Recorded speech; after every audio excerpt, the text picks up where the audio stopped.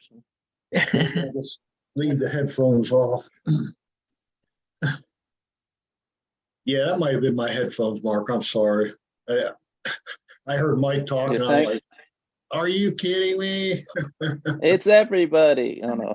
Yeah, me. Oh wow, great. Here we got a bunch of people. Let's see. That wasn't fan. Oh, Damon's on too. So if you can let Damon also be a co-host if he needs to share anything. And I think that's everybody that's talking. Well, Pat will be talking later when she jumps on. Right. But okay. So let's get going. We're at 7.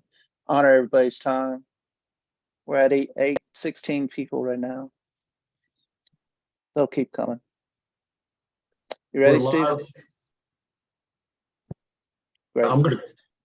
We're gonna have to, anybody that's not a co-host is gonna have to have permission to unmute themselves. So. Yeah. All right. Let me get down to where I'm going to start here.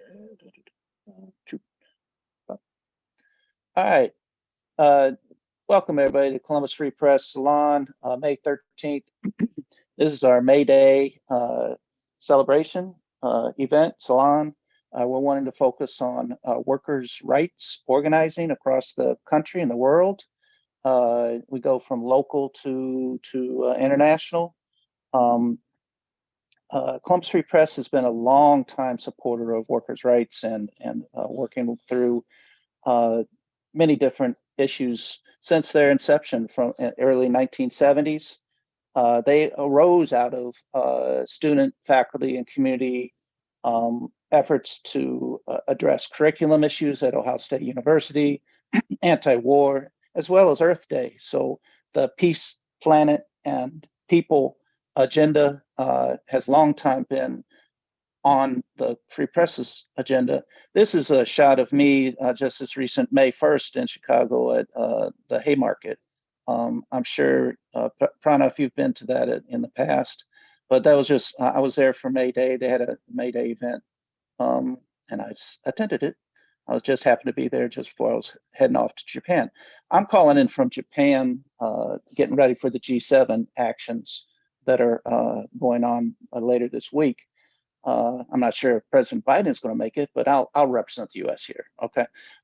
So welcome to everybody. We wanted to get a good overview and update on some issues that are going on with workers organizing throughout the city as well state, and then also the nation and the world. So I wanted to let Pranav Jani, professor, yeah, thank you, Pranav, at Ohio State. He's been at Ohio State 20 years, nearly 20 years. He's starting his 20th year coming up, and he brings a unique perspective. He's going to help us update a little bit on the SB 83 and the HJR 1, which is now issue 1. It did pass on the 10th.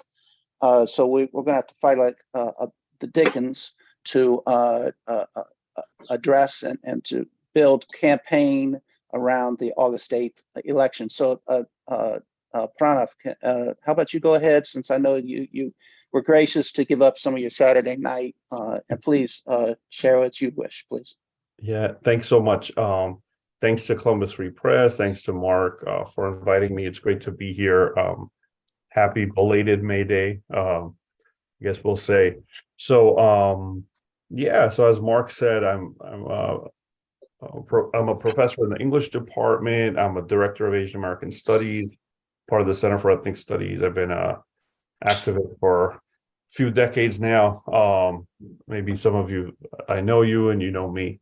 But here particularly, I'm president of the AAUP, and I think someone's sharing their screen, and I'm about to. So I don't know if they'll create a conflict.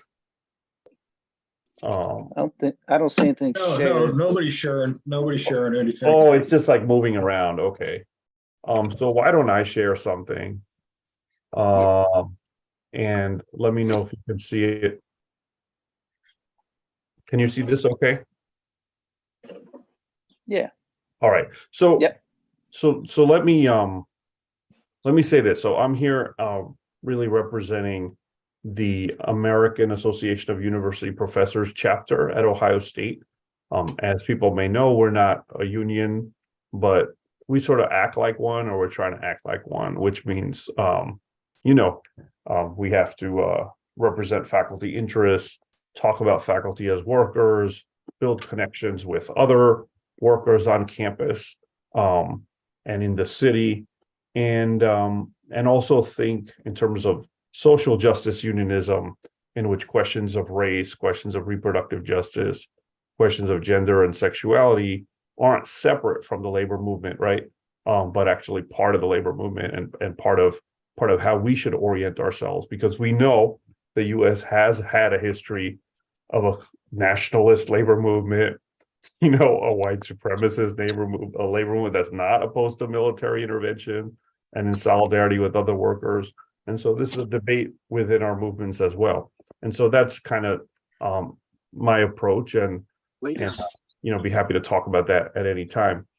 So here, in terms specifically, I want to talk about SB 83 and HB 151. And for people who have not been following it as closely, or people who are not even used to following the legislature, which is new for me as well, some of this may seem like, well, what is it and why does it matter? So what I wanted to do is say a few things about that, why this actually matters for all of us, right? And then I can take on, then I'll talk about some actions that you could involve yourselves in, because this is another big week around this. And then I'm happy to take your questions. Does that work, Mark? Yes, thank you very much. All right, great.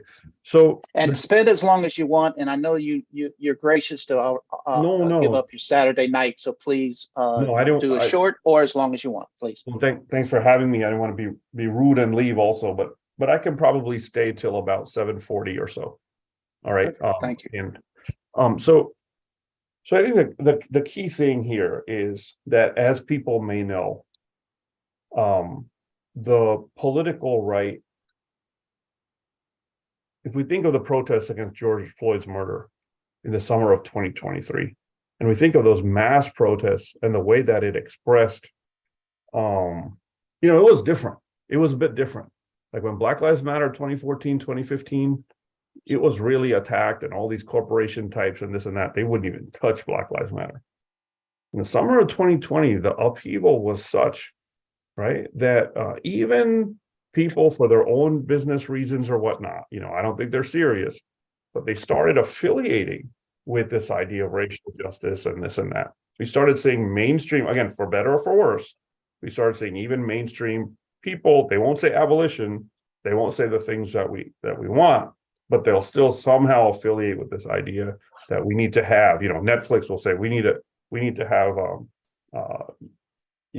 we need to focus on Black movies after the anti-Asian racism. Soon after, we need to talk about anti-Asian racism. You saw something different happening, and then we saw the backlash immediately. And so that attack that started, Trump started it in the fall of 2020, but that attack on critical race theory, or their misrepresentation of it, the attack on trans kids, the attack on racial justice, gender justice, etc., that got expressed in terms of an attack on education, an attack on history, and an attack on what we can teach in the classroom. It began with K-12, right? And that's where the focus was initially.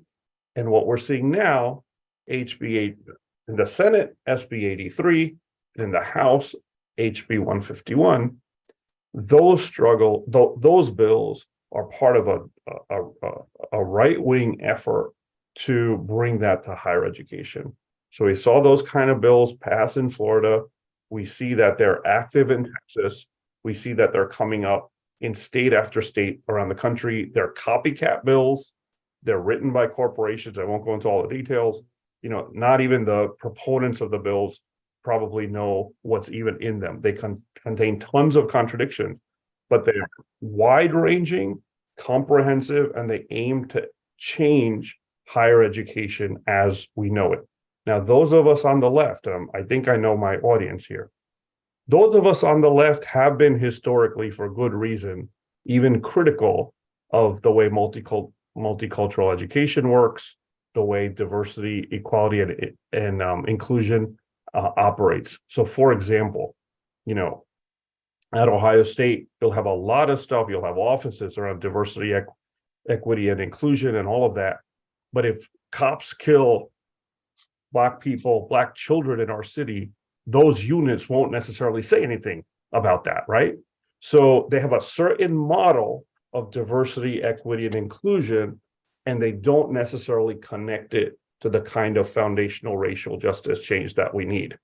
What I'm trying to say is people on our side have had critiques of DEI in the past, and the way that it becomes a kind of window dressing, a kind of liberalism, and not addressing the actual structural racism and white supremacy and all of that in society. But right now, what the right is doing is they're attacking DEI in order to come after all of us, right? Their idea is conservatives are not getting a hearing at the university. They're angry that youth seem to get more and more progressive, and they're trying to make changes at the university level to kind of not let the universities be a site where all kinds of ideas, including liberal and left-wing ideas, can grow and organize. Because we know from the history of the world and the labor movement that youth are at the center. Whatever movements you look at around the world, you see student activism at the center of it. They want to put an end to that. So I'm just giving the broader picture as to why it matters. So I wrote an op-ed in the Columbus Dispatch that's kind of gone around. But what I said there is that this is not just about a bill. So I think we need to fight the bill. We need to focus on it. Those of us used to being outside the State House might even have to go inside the State House, to do some of this work. So I think that's important. But the reason why it's important is not just the language of the bill. The reason why it's important is because they want to overturn an entire legacy coming out of the 60s and 70s, where students demanded classes in ethnic studies.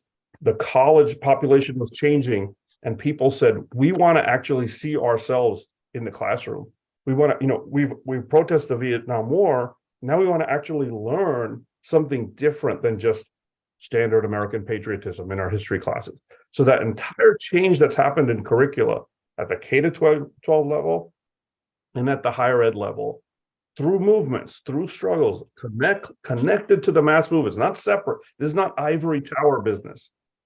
These are changes that happened because people out of Ohio State 1970, it was out of those struggles that we got Black studies and that we got women's studies, which is now women's gender and sexuality studies. That's the origins of those departments. So they are trying to roll back all of those gains that have been made by attacking DEI, by forcing professors to put their syllabi, on searchable databases. The original bill said with their biographical information, right? By doing post-tenure reviews, where basically politicians can look at tenured professors and say, if they are teaching controversial topics, or if they are not allowing intellectual diversity, which means conservatives, then they could actually be fired. By banning strikes at public universities, right? Think about that, right? That they're even saying post-tenure review policies cannot be part of collective bargaining agreements. So they're trying to change the way that they're trying to put a lid on what we can say. This is Big Brother. That's what this is. In the name of intellectual diversity, they're trying to put a lid on what we say, and then trying to take away the mechanisms we have for actually opposing those policies, like the right to strike and like the right to protest. So this is something about changing the face of public education from K-12 to higher ed. And as we know, public education is not just a crucial social good, but it's deeply connected to, we've seen the teacher strikes, over the last few years. We've seen the teachers' mobilization and how important it's been part of the labor movement. That's what they're trying to fight, and they're trying to roll back. And so on April 19th, I'll move to some action stuff now. That was about why this is important for all of us, right? Now, on April 19th, at the public opposition hearings to SB 83, just to try to keep these numbers can get confusing.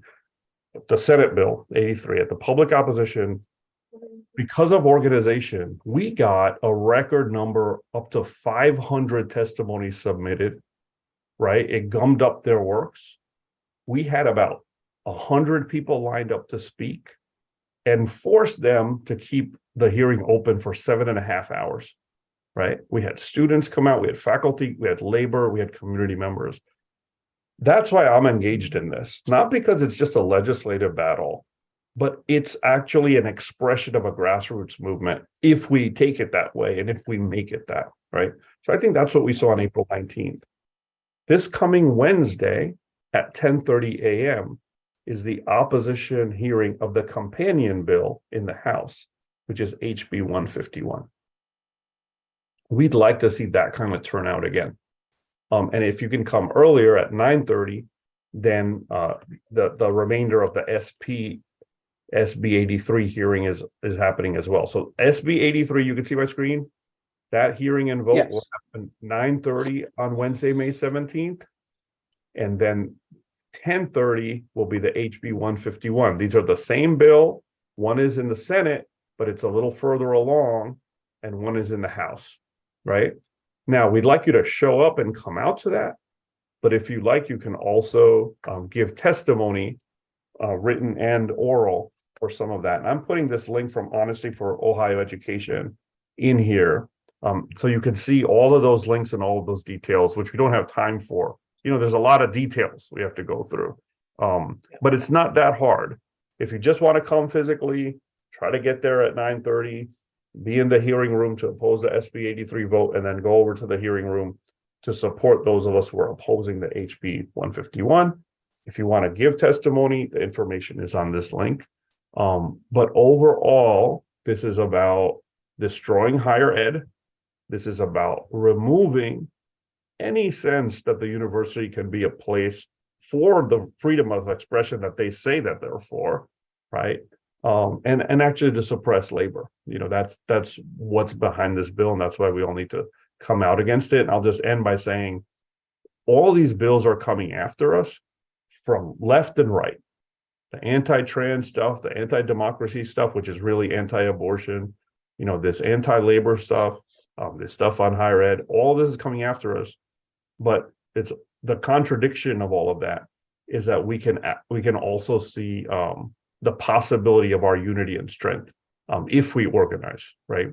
And we're seeing some glimpses of that. We're seeing some powerful, we doubled our membership over this period because people saw a need for an organization that will actually fight back. We can actually grow out of this and be in a position to oppose these bills if they actually pass.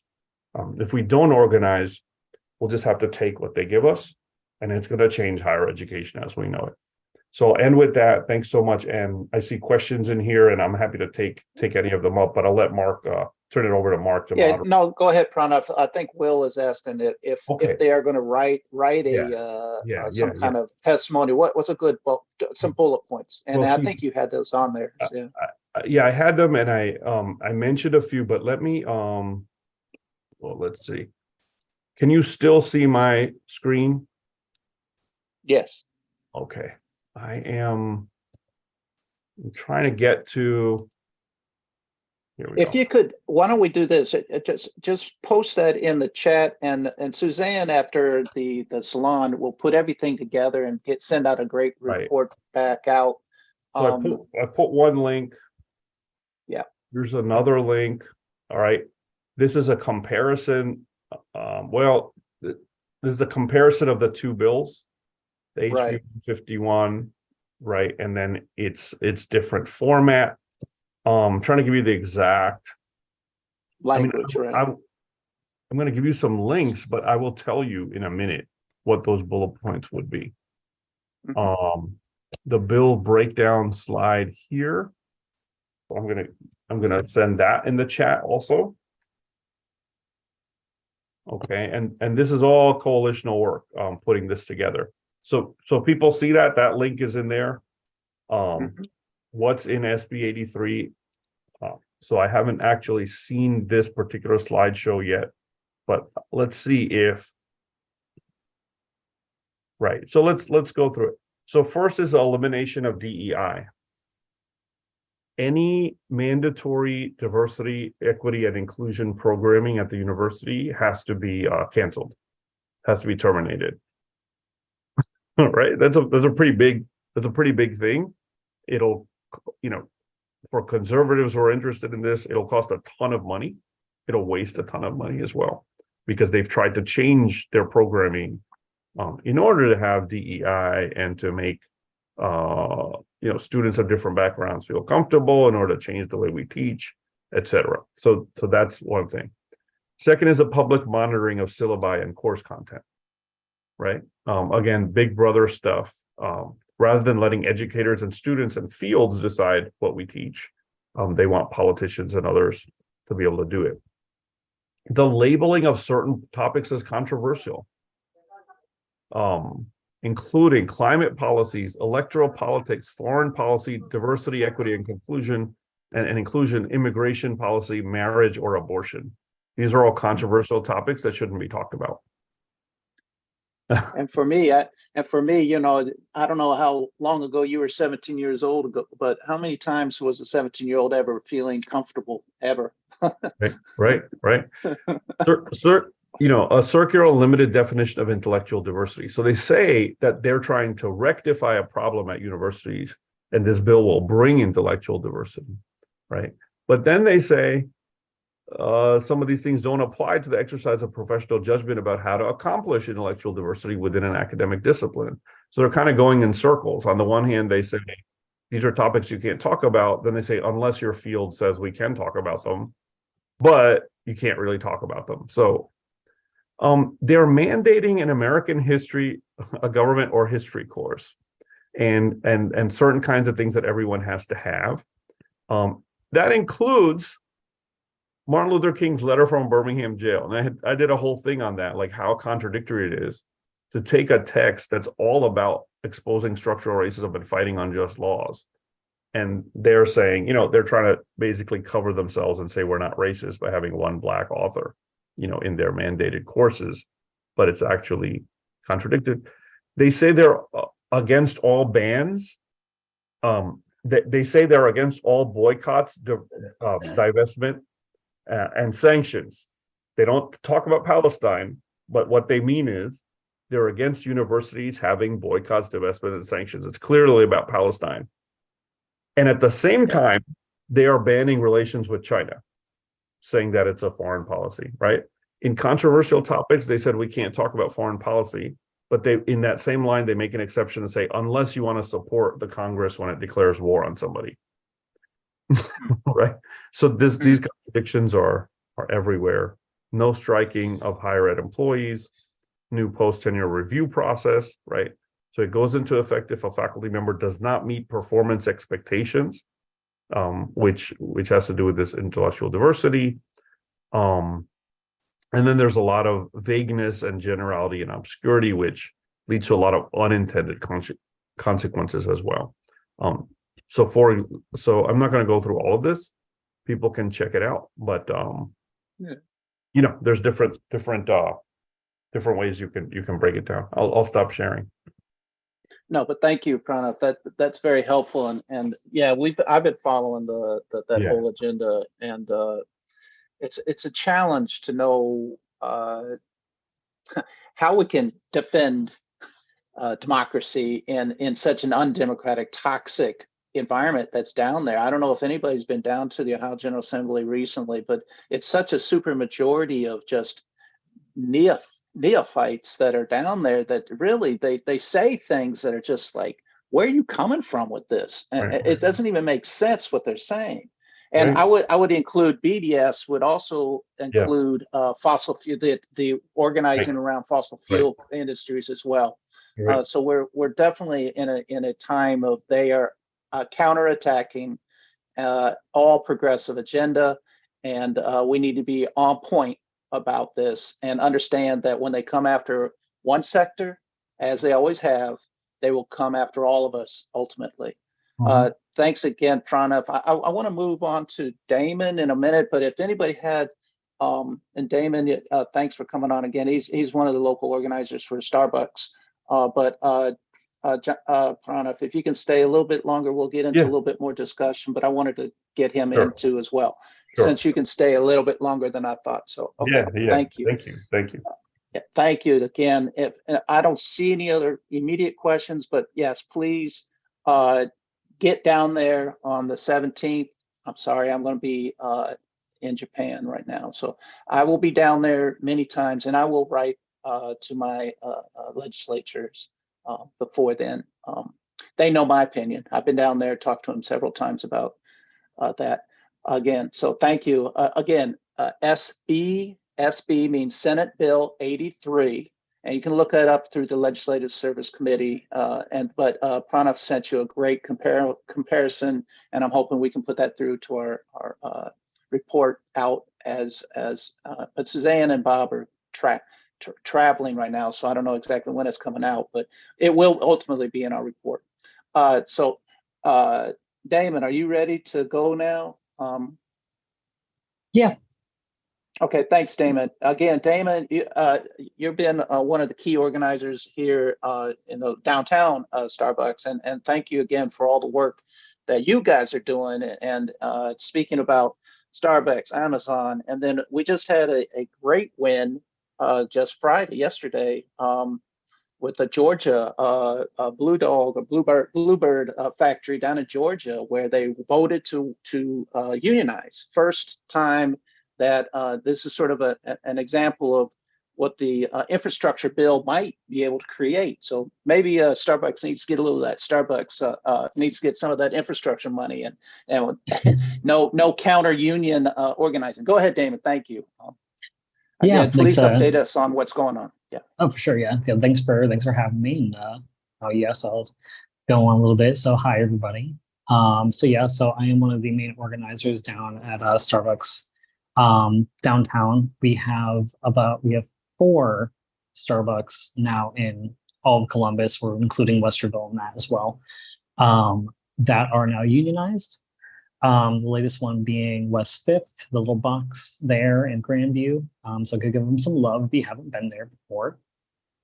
So what's been going on right now with, that's us. With the unionizing and whatnot, the whole campaign. So we do have all our proposals finished, non-economic and economic now. It's all finished, it's ready. A few stores have been able to go back to the table, just a little side, history with the company. So, of course, they have not wanted to come to the table at all. The NLRB has forced them to come to the table, for which they mostly just walk out on. And now it's been another year, and they're starting to sit at the table, but they're just mostly nitpicking the proposal language, such things like, what does social justice mean? Just silly things that don't need to be explained, because they don't actually come out with a discussion or have any counter proposals for the store section coming at the table.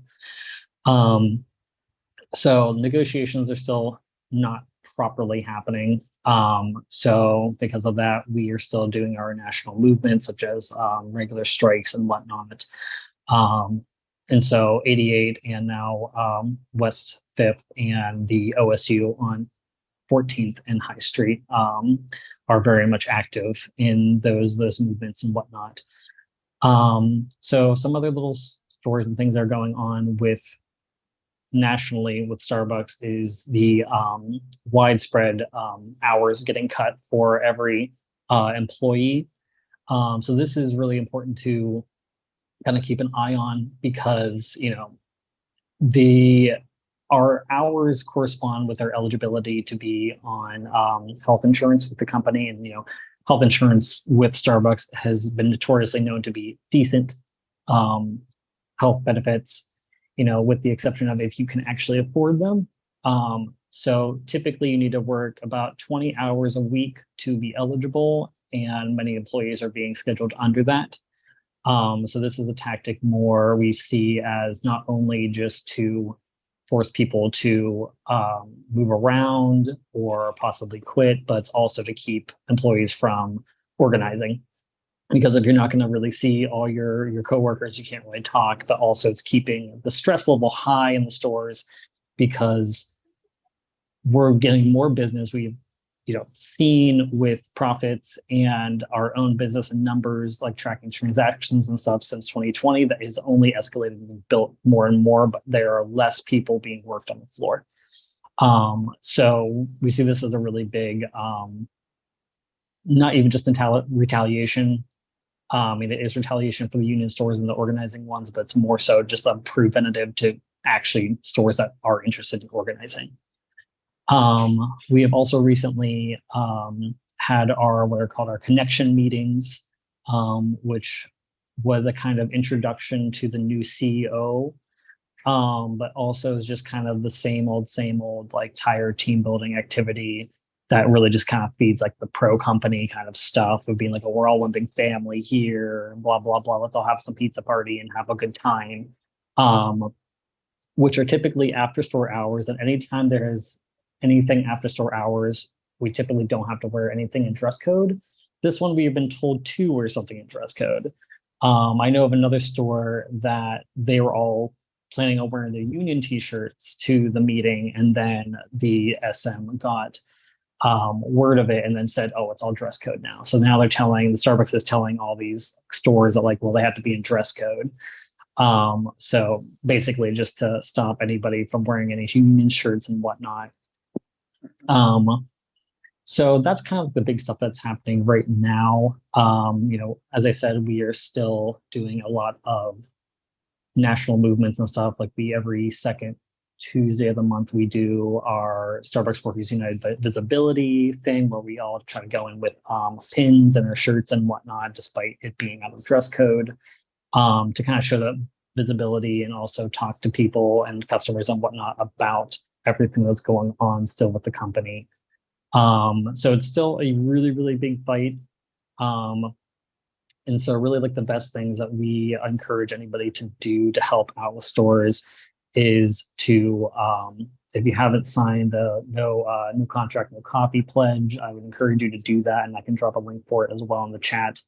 That is basically just a way that on paper saying that these customers and these people are in solidarity with the workers, not in solidarity with the company. And if needed, if there's a strike or anything that goes on, they will not purchase anything on strike days, et cetera, et cetera. There are a lot of union stores, such as my store 88, that still have not been given the newer benefits that our campaign had actually promoted, such as credit card tipping.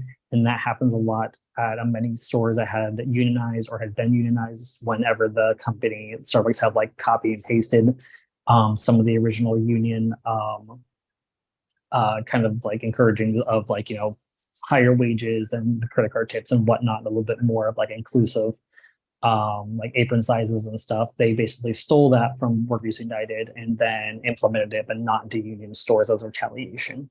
So there's a lot of organizing that has to go on with some of our stores to even just fight for those benefits that would have never happened. The other side of that is that we can tell that the unionizing is working because now Starbucks is seeing that like, well, these workers want things and, like they still pretend that they just, have no idea why we're doing any of this because, as you can see, I'm not sure if anybody, I can see if I can find the link as well for the Howard Schultz versus the Help Committee in the Senate, which is about 2 hours long with Bernie Sanders and everybody on there to talk to former CEO and owner Howard Schultz about the union busting techniques that has been happening the last 3 years. It is incredible to see, someone who likes to boast that he came from a very poor background and had to work his way up to get all that he was. And, the trauma that happened to his family was because his father was laid off after like his leg got broken, but doesn't see the correlation that so many of his employees are in the same situation because of healthcare and because of not having any sort of rights on the job and could be terminated at any time because we are, unless we're union, are at will workers. And just can't quite see the irony in that. So I think our biggest message is to really show everyone that, you know, the biggest myth is that Starbucks is a very progressive company, and for the time, you know, maybe a decade or so ago they were, but they have since fallen from grace. You can't run a most like this infamous union campaign that we've seen in recent history and still call yourself a progressive company. That those two just can't go together. So really, like, we're just trying to share the message of that to try and really bust like the myths that everybody in Starbucks is, you know, having a great time and we get paid an incredibly amount of stuff for dealing with just incredibly understaffed stores, and especially having no regard to our health and safety as well as that. So it's Tweedledee Tweedledum, the new CEO. I mean, he's not you know, there was some hope that there may be some change when Schultz left, but no, right? Yeah, no, he's blissfully not saying a damn thing about it. So, you know, even in the connection meeting we had, you know, there's nothing really talking about making the experience better for the employees. I read an article from Business Insider recently saying that he said, you know, there was things that needed to be better, such as, you know, reducing like the cups and lid sizes and stuff like that, where it's saying that, like, you know, the front of house is a theater and the back of house is a factory. I'm like, wow, what a really powerful way of just saying that we are machines that are meant to just put on a face, but then crank out a bunch of drinks. I you know, it's for me, that was another just kind of showing that, oh, we are just, you know, profit makers for you. And, you know, they like to call us partners, but obviously we are not. Well, thanks, Damon. And Pranav, thanks. I know you got to go on. Thanks again. You stayed on longer than I thought you were going to be able to, but thanks again. Much appreciation to both of you for doing your work. That you are the public voices, public faces of what many people are doing across the country, around the world. As you mentioned, you know, teacher strikes in West Virginia, Illinois, New York, California, all around have exhibited the strength that collective action can do. Your challenges are that it is a for-profit company, and has been one of those companies that styles of industry that has not been traditionally unionized. What are some kickbacks that are happening even among your own colleagues? You know, I'm just here to, you know, do this, that, the other, and I'm not really here for that whole thing. You know, that kind of language that I've heard in the past. How are you guys confronting those kind of internal squabbles? I don't want to get too much inside the tactics and stuff, but I know there's challenges, even just because of the industry you're in, and let's put it that way, service industry that you're in. So what are some tactics that you guys are using, and how can people that are customers, you know, you're sort of along the same lines in a lot of ways of the Immokalee workers that, you know, they are relying on customers that are, the Immokalee workers are opposing the Wendy's position on not supporting fair food. Excuse me, I'm sorry. How can customers help? Maybe that might be a good question. So I think customers can help the best. So again, like I'll post the no contract, no coffee pledge as well. But also a lot of us have to organize marches on the boss. And also we do utilize like phones apps and emails apps and whatnot. And often it really does, you know, sense, you know, again, you know, the company is very for profit. And, you know, one of the big things that is really drilled in is that, you know, customer connections is such a big deal for Starbucks, is to have this kind of facade that, you know, you are at this third place and whatnot. And so Starbucks takes into consideration how happy the customers are with stores and whatnot. So if customers were simply to say that, you know, we've been seeing what this has been going on. We know what the company is doing, and we feel that it is wrong. Simply to even voice that by sending that into like district and regional managers and whatnot is actually incredibly impactful. Especially if you're going to pick out like certain stores that that are being retaliated against and whatnot. Even just on like a small level, if you go to a store that's a union store, even just saying something that like, hey, ask them how things are going with it, with the unionizing, if they've been, having any doubts or whatnot, especially if they're still organizing, because it's a very scary experience because, most of us have never been in a union job, because this is historically not a union industry. So there's a lot of learning that goes along with it, and Starbucks preys upon misinformation, and that they can bully their employees into not doing these things by spreading lies, pretty much. So there's people like myself and a few other of us who do a lot of trainings and try to then spread that to all new stores and whatnot. So I think really like just coming in and, as a customer and showing that solidarity, like face to face, is incredibly important, because every day these employees are going through, these labor cuts and feeling like maybe this isn't worth it and whatnot. So kind of getting that solidarity. I know for me, when we first organized, it was incredibly uplifting and encouraging to get so many people from the community that just showing their support and words of encouragement, and even just like some simple mentoring and whatnot, to make everything seem less scary.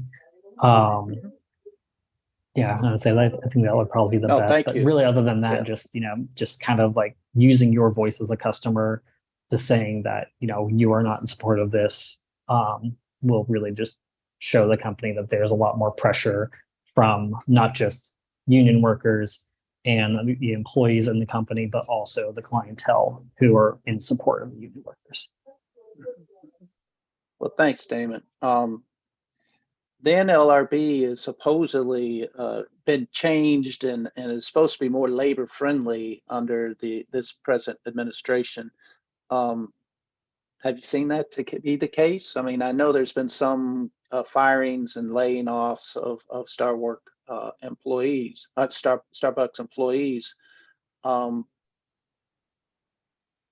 Where do you see NLRB helping out on this at all? I mean, personally, they really can't do much of anything. They don't really have a lot of merit besides showing that, Starbucks has thousands upon thousands of like ULPs against them, which they do. Yes. So, really every store ever could just go on strike forever off of a ULP, which, makes it easy to strike, but it's also just like, they should not be that much. I mean, I think that has just gone to show that the company just simply doesn't care. There's all this stuff. I mean, like, the NLRB has definitely called the company out on things like such as, the firing of union employees or pro-union employees, and that how, they should be reinstated and back paid and whatnot. Of course, this is something the company will drag their feet on, and they have hired the little men, as I like to call them, Lytle and Millicent, as their attorneys. And, they're just, notorious for just dragging their feet out on all this stuff, hoping that, with their billions of dollars, they can just outlast this. So for me personally, I mean, the NLRB is definitely, is doing its job by, broadcasting all these things that are happening and whatnot, and saying like, finding and proving that Starbucks is doing this stuff, but there isn't really much action that can be done, seemingly so. Well, there's been those Red Cup days and other times where you've asked people to come in and help, at least show support of unionizing efforts. What's the next one coming up? Well, it's summertime, so everyone's very excited to kind of get back out onto the streets. So we definitely do have some more events going on here and there. We do have just the flexibility to kind of just go on strike willy-nilly if we feel like it. And that could just be per store. Nationally, we are organizing again to do another push on like 1 week on the company to kind of push back against any sort of mostly social justice stuff. June is like primarily Pride Month. So there has been a lot of interesting squabbles going on between Starbucks and its employees, because they're like any other company, who are just like, oh yes, it's Pride Month, let's go ahead and throw a pride flag out there and say how much we love queer people, and then be like, okay, well, that's over. And so, there's been a fight between employees and the employer saying like, we want to keep the pride flag up because, ultimately, like, Starbucks hires a lot of queer people. It's just kind of is. It's like, again, this kind of goes into, it's a progressive company. It hires a lot of progressive people. And then, of course, it's just like so astonished that suddenly, we're enforcing it to be progressive when it doesn't want to be. But, there's been a lot of squabbles saying that Starbucks is actually not as queer friendly as they lead to be. In the same way with, just any sort of social justice with racism and whatnot, they have really fallen on their ass by saying that they would be doing a lot of things to try to like impact positively, boasting that they have, we have these like committees and stuff that partners can join, partners being the employees. But not actually following through on any sort of like actions and whatnot, like such as like earlier mentioning how in 2020 with the Black Lives Matter protests and whatnot with George Floyd, they came out with shirts for that was just kind of like, it's not a protest, it's a movement, blah blah blah. So very like pro BLM stuff, but has since been very silent about it. They came out with, we're going to do de-escalation training, which was a good training, and they said we're going to keep doing these. We have not done that again. So like it's just like they've done it once to say that they did it, and then they've just decided not to invest any more money on it, which is very typically Starbucks is kind of typically anybody who's just trying to make themselves look really good. So yeah, it's kind of really just kind of our job has mostly just been calling the company out on the things that they say they like to do when they don't actually do it. Well, thanks, Damon. I don't see any other questions. Here, just a second. Brian, Starbucks managers. Yeah. I can see the use of the Pride parade in June as a very strong, very public expression. So maybe showing up in all your uniforms and doing that would be a very important aspect. You'll find many people supporting the efforts and union friendly voices will be shouting back at you in that parade if you guys choose to go that way. That'd be great. But Damon, thanks again for your update on that, and please, if you guys go down to the State House on the 17th, stop by 88 East Broad and say hello and say we hope that you will join in the long list of good companies that have allowed unions to do collective bargaining and have treated their people correctly, because you are supposedly very progressive. So Damon, again, thanks for your work, and please keep us up to date. And if you have any information that you'd like for us to put into the report that Suzanne does at the end, thank you. You had shared. Thank you very much. It's coming out across now. Thank you again for your work, and please reach out to us if things get a little heavier than they are already, and so we can show up and try to deflate some of that heat towards any one person in general. We definitely appreciate that solidarity. Yeah, we are organizing for our own little stuff in our store because of since the retaliation and whatnot being the first one in Columbus. So we appreciate you guys. Yeah. So please go down there anytime you can. My wife and I were out in front when we were down at State House, the first hearing of the HGR1, and was it was good to be out in front and be shouting at people about wanting a union and contract, and it was a good experience. So hope to be able to do that a few times this summer as well. But again, thank you. I want to move over to Mike. Mike Smalz is with Central Ohio Workers Center. Sort of it's not a union, it's not work, but it is representing employees. And so of more immigrant status, less represented by unions. Sometimes wage theft is part of that. So, Michael, did you want to speak a little bit about COWC's work and some access points that we as the Columbus Free Press community could help out with? Again, this is May 13th, Columbus Free Press, May 13th, 2023. This is our May Day special salon for May, workers' rights, organizing for greater access to the economic benefits of being in the United States of America, the greatest purveyor of violence and economic capitalism that there is. But so, Michael, please, do you have anything that you'd like to share at this point? Okay. Well, I just want to talk a little bit about the Worker Center itself, what we do, and also invite all of you to attend our virtual open membership meeting. And it's not just limited to members, which is this Thursday at 6:30 p.m. I can send the Zoom information to Mark. I know I have Mark's email, and maybe it could be further disseminated to all of you. Thank you.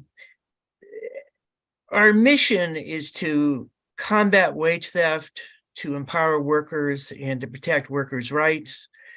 Our primary focus is on low-wage and immigrant workers.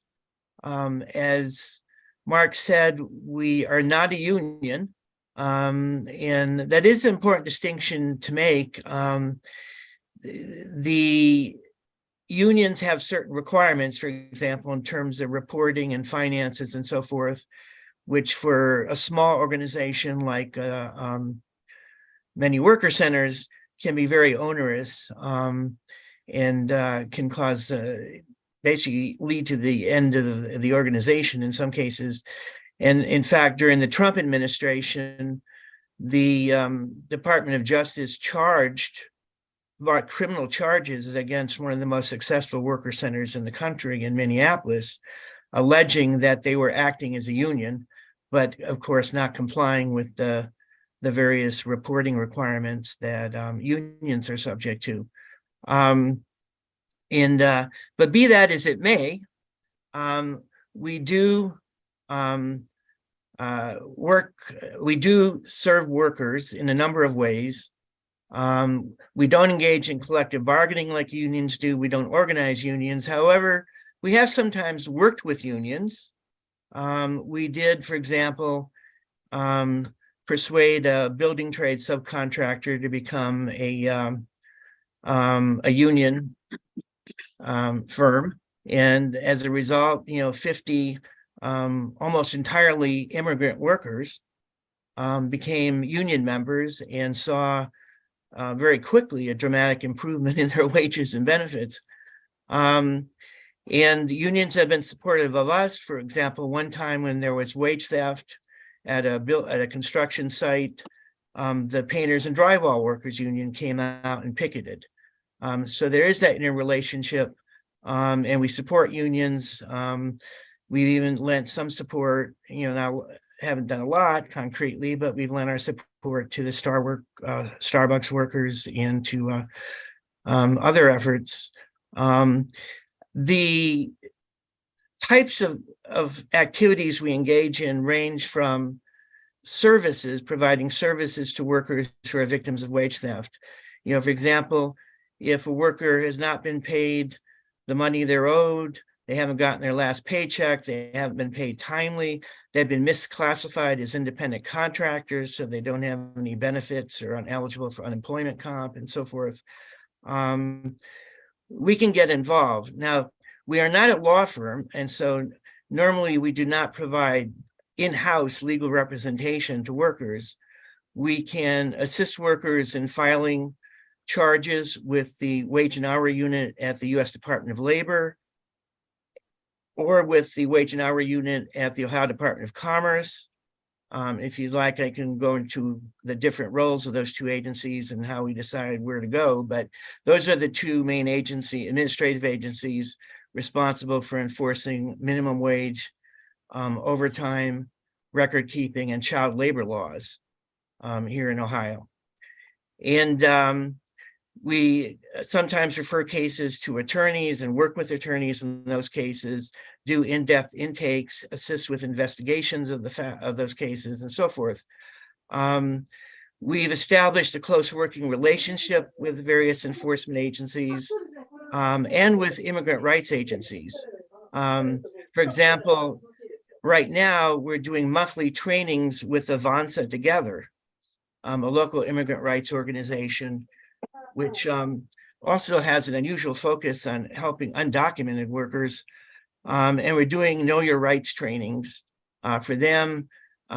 Speaking of workers' rights, we've held a number of Know Your Rights workshops over recent years, and we've put together a employee rights handbook, which we want to distribute as widely as possible, and it's available online for free.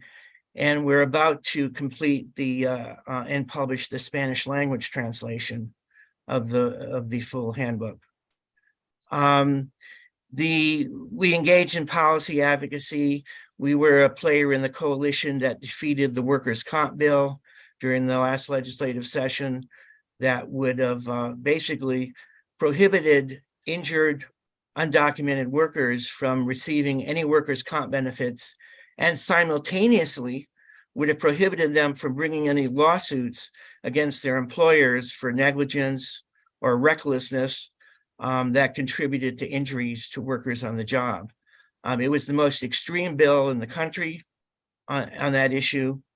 No other state, except to a very limited degree, Montana, has enacted any kind of anti-workers comp law against immigrants. And the reason is fairly obvious, because if you say that employers who hire undocumented workers can't be sued and they don't have to pay workers' comp, that actually creates a perverse incentive to hire and exploit to the maximum undocumented workers, since there's no liability, no exposure, no consequences for the employer who maintains unsafe or unhealthy work conditions.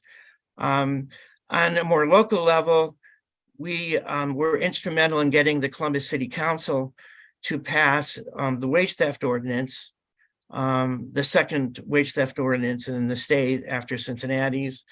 And since then, Cleveland has followed us and adopted a similar wage theft ordinance. And on May 23rd, it looks like the Cuyahoga County Council is going to adopt a wage theft ordinance. Now, those ordinances are not a panacea. They basically impose certain consequences on employers who are receiving some type of benefit in the city, or who are contracting with the city, or receiving some type of tax subsidy or a benefit from the city. And they can lose those benefits. They can lose their city contracts.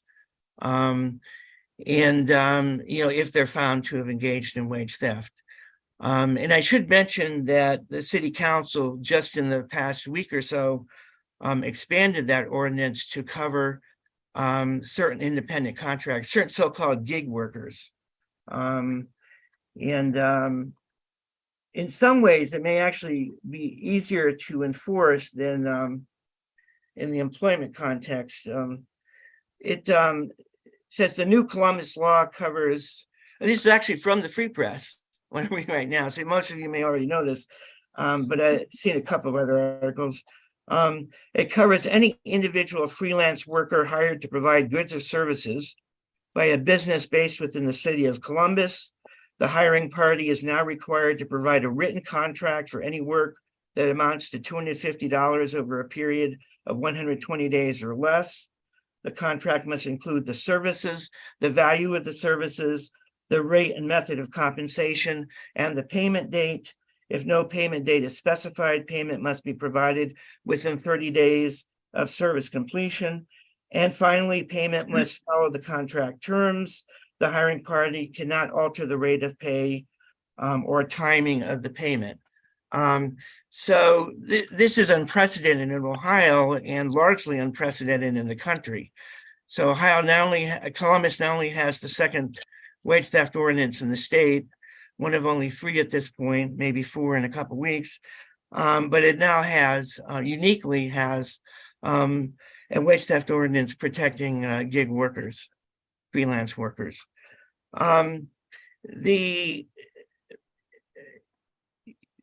We also have engaged in advocacy for immigrant workers early on, particularly when our leader was, our director was Ruben Herrera, and also under a subsequent director, we helped to organize demonstrations against deportations of undocumented workers. We participated and in some cases helped to organize demonstrations in front of ICE. We assisted individual immigrant workers who were facing deportation. We publicized their cases. The very first church sanctuary case, we were heavily involved in. In fact, I think we were the ones who actually helped to organize the very first church sanctuary case here in Columbus. So we've engaged in a wide range of activities. And one thing to be aware of is that until recently, we did not have paid staff, and at best we had 1 temporary paid staff person. Right now we have 3 full-time staff persons, so that is a radical change that has greatly expanded our capacity and resources. Hopefully some of you will get to know those folks that include Isabel Alvarado, who's our case manager and communications manager, Claudia Reichert Cortez, who is our director, and our recently hired, as of about 2 weeks ago, community organizer, Diana Agbai. They're been doing a great job. Even Diana is off to a great start, and they've greatly expanded our outreach to virtually all of the immigrant rights organizations, to the labor movement. By the way, speaking of our relationship with unions, we also have worked with them in organizing events to bring in low-wage and immigrant workers and ex-offenders to into pre-apprenticeship programs and then into union apprenticeship programs, both in the building trades and in the transport industry, transportation jobs. And the idea there is to not only address the immediate problem of wage theft, but to get workers into much better paying jobs with benefits, with job security, with some degree of rights and power over their work environment. And that's why we've established a close working relationship with a number of the major unions in Columbus. And they've in turn been very supportive of us in a number of ways, including providing some material support. The other area I wanted to briefly touch on, I'll try to run through this quickly, but if you have questions, I'll try to further expand on this.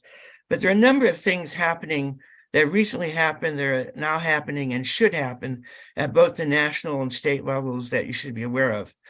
At the federal level, the Biden administration, and I know that they've contradicted themselves on a lot of things. They've gone back and forth in a number of policies.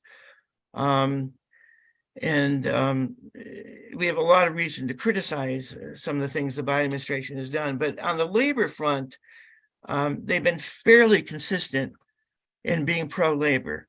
The general counsel of the National Labor Relations Board is an enormous improvement over her predecessor. For example, in the Starbucks situation, she was the one who changed the policy, who adopted a much more aggressive stance in trying to protect workers who were retaliated against. Because of limited resources, As Damon noted, there's not a lot they can do in some situations, but they did seek and obtain a nationwide injunction against further retaliations against Starbucks workers, by Starbucks, against workers who are organizing and supporting the union. They've changed a number of the policies and rules, everything from being able to record what your employer or supervisor is telling you. You can now do that in most circumstances, to bringing a case that may eventually result in ending. I'm not sure it will be that successful, but it could result in ending the employer practice of involuntary employer meetings where the employers force every worker to come in and hear anti-union lectures and be bombarded and in some cases intimidated from supporting a union organizing effort. And the new general counsel of the NLRB recognizes that that is an inherently intimidating and coercive practice and is trying to stop it. And that would be a radical change.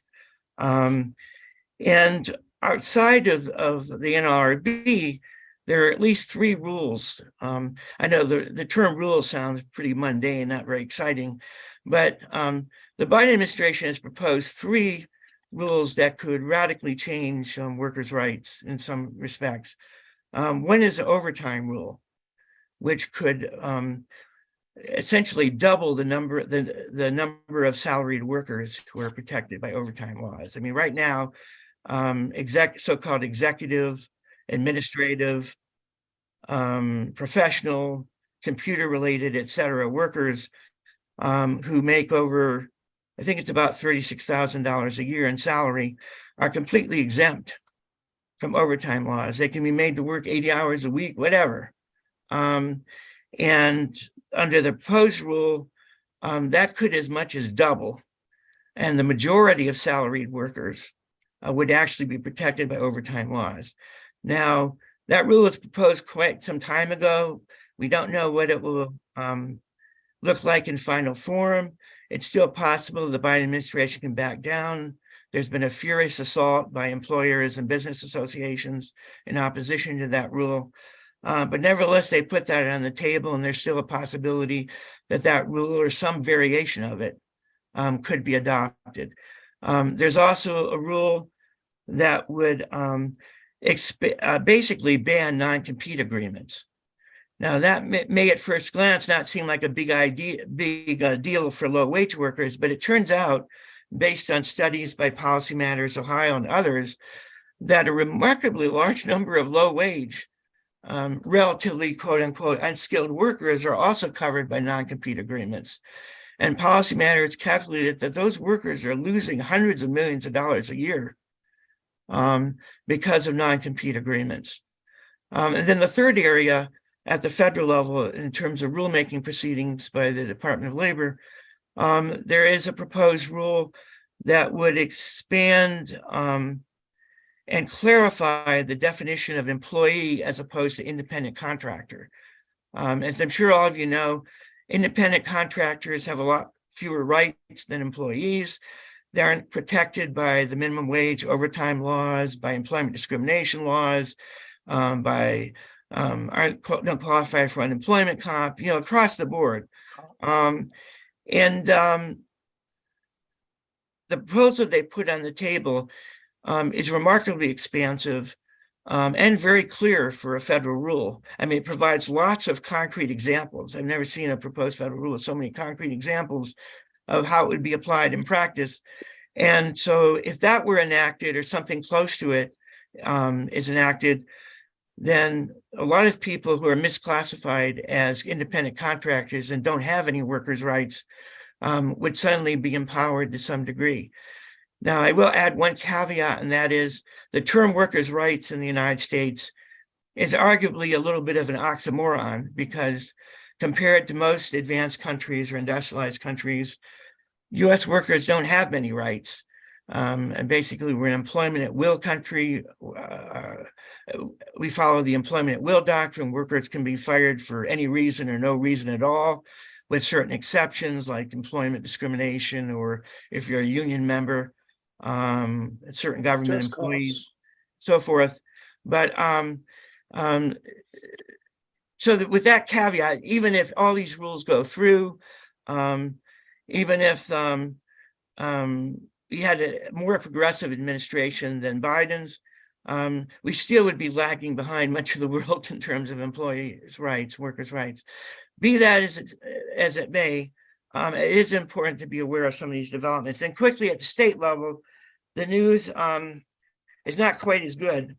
And since I've been running on a little long, I'll try to keep this a lot shorter.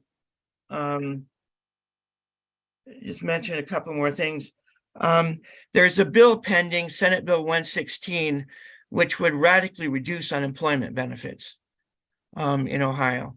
And it has strong Republican support. It can't be ignored out of hand. I'm not saying that it will necessarily pass, even in this era of a Republican supermajority in the legislature, but it has significant support.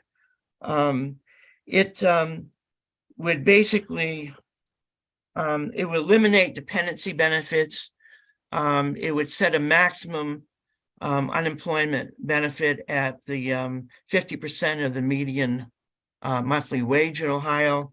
And most importantly, it would drastically reduce the number of weeks for which people could receive unemployment benefits. And the number of weeks would be tied to the state unemployment rate. So for example, if the state unemployment rate is 5.5% or below, the maximum number of weeks somebody could get unemployment benefits if this bill becomes law is 12 weeks. Right now it's 26 weeks. It would go from 26 weeks to 12 weeks. And then, as I say, there's a graduated scale. If it's at the other end of the spectrum, if the unemployment rate in Ohio is greater than 9%, then the maximum number of weeks is 20. So if Ohio has a super high unemployment rate, let's say we have a severe recession or depression, we have double-digit unemployment again, the maximum number of weeks for unemployment benefits would be 20 instead of the current 26. So this bill is going to have its first hearing, I think next week it has its first hearing in the Senate Insurance Committee. So far, there's no companion bill in the House. It's just Senate Bill 116, but there's something to keep our eyes open. And I'm sure a coalition, if it looks like it may go much further, there will be a coalition, including labor, the worker centers, hopefully some of you, in opposing this legislation. Let me see if there's anything else. Pranav already talked about Senate Bill 83 and HB 151, which would ban strikes, not just by faculty, but by any staff, janitors or power utility workers, whatever. The strikes would be banned. And I'll close on a more positive note. This is the last thing I'll say, is that there is a campaign to enact a higher state minimum wage in Ohio, to increase it incrementally over several years to $15 an hour. And that will, if enough signatures are collected by July 24th of next year, then that will go on the ballot in November 2024. That would be a significant step forward. Now, I realize that a $15 minimum wage several years from now is itself obsolete.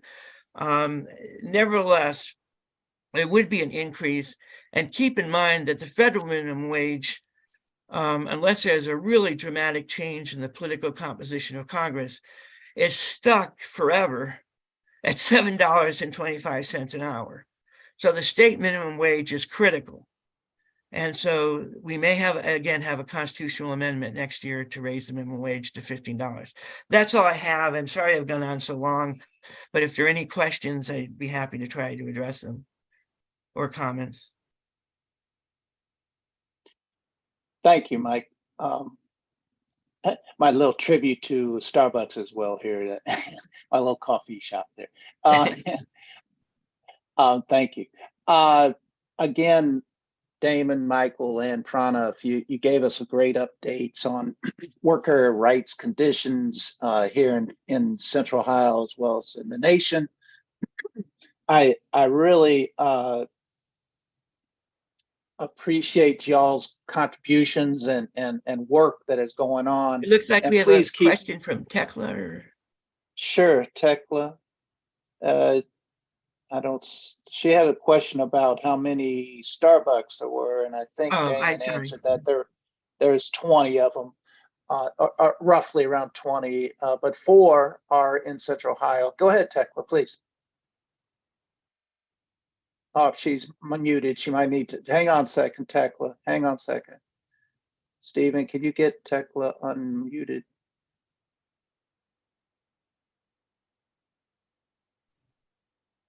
Even if a federal law is passed for a $15 minimum wage, $15 is not a living wage.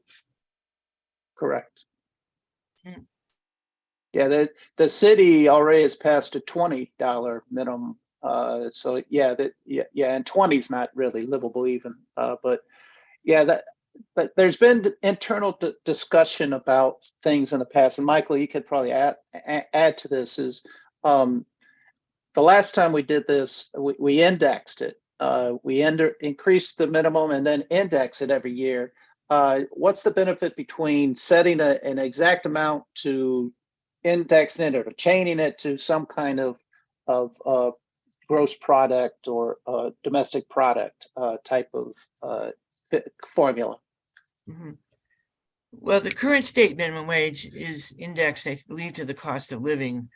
Yes. And that's why it went up in January to $10.10 an hour. Again, as opposed to the $7.25 federal minimum wage.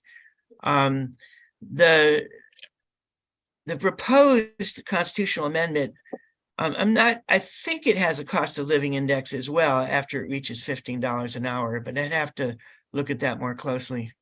But as far as linking it to other factors, like this, state median wage or average wage increases in the state, I don't know.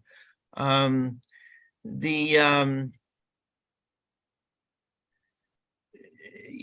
don't know whether there would be an adjustment factor that would be more favorable than linking it to the cost of living. I know in the Social Security context, defenders of Social Security prefer that it be linked to the cost of living rather than to certain wage factors, because that way people are guaranteed that regardless of what's happening in the economy, they're going to get a cost of living increase. Yeah, the crumbs, as Damon says, crumbs thrown to the workers, but crumbs actually thrown to the dogs of the workers, and not even to the workers.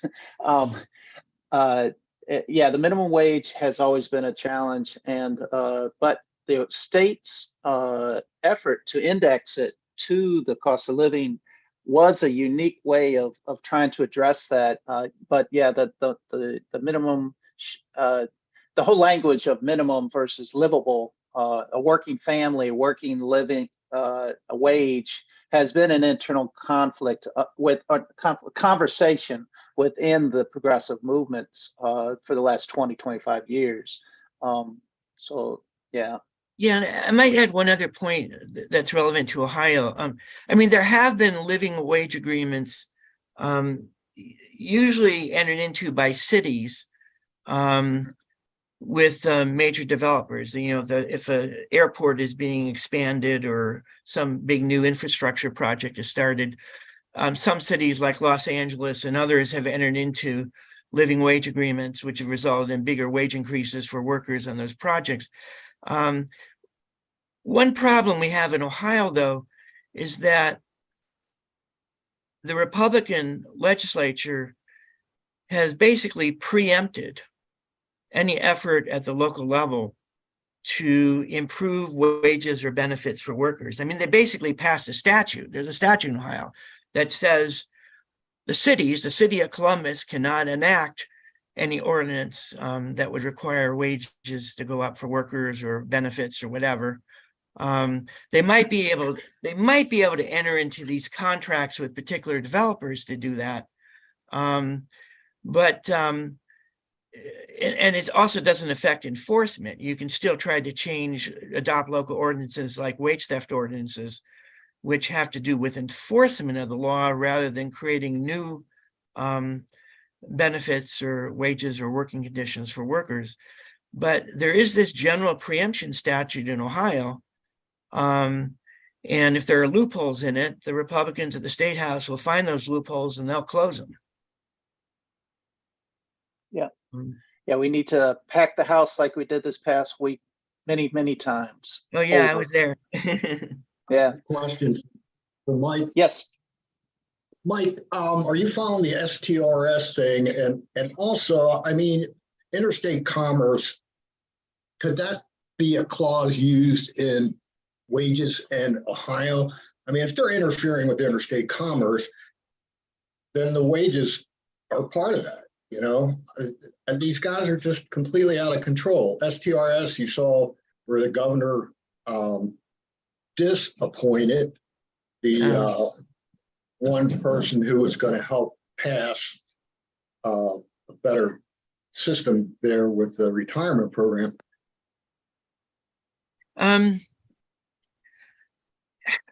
I can't offer a very definitive, at all definitive opinion. I'm also not really knowledgeable about the STR situation. I knew the governor did remove somebody from the council who he didn't like, probably too pro-worker.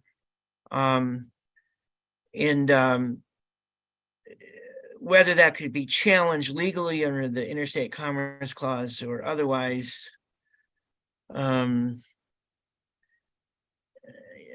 yeah, I don't know. I mean,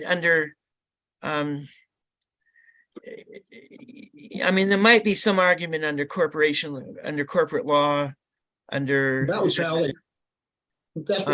they did the busing thing in the South, that it was interfering with interstate commerce. And they pulled that rule out of the book. And it's like they think they could run the state like their own little kingdom, and they demand whatever they want and enslave whoever they want. And it's like, it's an insult to everybody, whether you're working or not, that they're doing all this. It's just, they don't understand how far off the rails they've gone, really. Okay. And the most obvious example of that is SGR2, that would make it very difficult, much more difficult to get constitutional amendments passed. And it's not just an abortion rights issue. It could affect this minimum wage amendment, workers' rights amendments, anything. Many, many things. So that the vote in August 8th is critical. And so we need to really get as many people registered to vote before July 4th, and then push really forward to mobilize people as much. Will asks sort of a provocative question in a way, but rhetorical in a way. But what is a progressive movement anyways nowadays? He keeps hearing the word progressive and progressive movements, and we're challenging to hear what that means in the present day. I don't know if we can answer that question very well, but yeah, I don't know if there's a universally agreed upon definition or a very precise definition. Yeah. I mean, so we'll explore that a little bit more in the future. What does it mean to be progressive, and what does it mean to be left, even in the United States? Because there's a great divide within anti-war movement about Ukraine. So we've had discussion about that in the past. But thank you, Mike, again, Damon and Pranav, for your contribution. We're going to move on to Pat Marida wanted to speak a little bit about what's coming up this coming time. I do have some pictures that I showed. This is a no to nuclear power sign that's on many street corner and houses across the street that I'm in. But Pat wanted to mention this hearing that's coming up down at Portsmouth this coming June. So please, Pat, can you please? And then we did get a corrected number. I think Frank has done a count of 52 Starbucks in the Central Ohio area is what he's finding at Find a Store Box is what he did a little research. So thanks, Frank, for doing that. So there was a question of how much is it? So, oh, I didn't want to share that one. I wanted to share the other one here. Okay, this one. Okay, Pat, please, and geez. Okay, hi everybody. As a lot of you may know, I'm a coordinator with the Ohio Nuclear Free Network, and we're putting on what we're calling a citizen forum on radioactive contamination, environment and public health, and the future of the Portsmouth nuclear site. And that's going to be on Saturday, June 10th at 1 p.m. at the Comfort Inn in Piketon, Ohio. And so I want to tell you a little bit about the site. The Portsmouth nuclear site, which is actually in Piketon, Ohio. It's about 20 miles from the Ohio River. And there they enriched uranium to make nuclear bombs for about 50 years, starting in the early 1950s. And this was an enormous energy consuming facility. The buildings covered almost 100 acres under roof. And they bragged at the time that it used as much electricity as the city of New York. And even 2 coal-fired power plants were built just to supply it with electricity. But the real problem happened when the Department of Energy brought in high-level radioactive waste, and they ran it through all of those process buildings to extract the uranium out of it. But that just contaminated the site with all kinds of isotopes that were in this waste. And so those isotopes don't stay wherever anything nuclear is done, wherever any radioactivity is brought to the surface without, from underground, it contaminates, it spreads around. So anyway, the speakers at the forum, they're going to be outlining their research on the offsite contamination and on the health effects, and also talk about new industries that are being proposed down there. So we have 3 speakers. The first one is Dr. Michael Ketterer. Some of you may have heard of him. He's coming in from Colorado. He's Professor Emeritus of Chemistry and Biochemistry at Northern Arizona University. And I'm going to put a link to our flyer in the chat. And I just sent an article about it for the Free Press website, so you can check that out too. But Dr. Ketterer's, he has been to Ohio. He has taken home samples from close to the site and somewhat far away from the site, and he has access to the most up-to-date and newest kind of spectrophotometer really in the world. And he has analyzed those and shown that indeed the samples that he collected have radioactivity that was generated at ports. It did at the Portsmouth site. It did not come from nuclear testing out in Nevada, as the Department of Energy has tried to say.